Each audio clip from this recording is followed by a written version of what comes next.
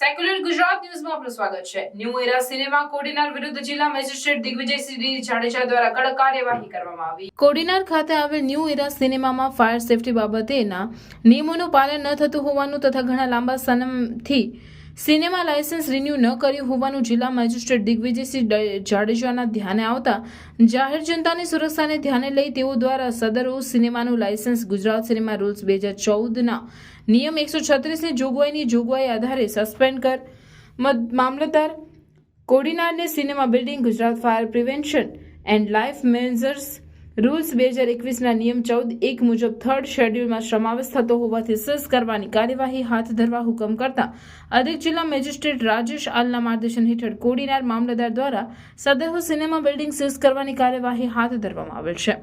વધુમાં hospital, cinema, community hall વગેરે પ્રકારના અન્ય જાહેર સ્થળો પર ફાયર સેફટી અને લોકોની સુરક્ષા સંબંધિત સરકારના પ્રવર્તમાન જોગવાઈનું ચુસ્તપણે પાલન કરવા પણ દરેક પ્રોપ્રાઇટર્સને અનુરોધ કરવામાં આવેલ.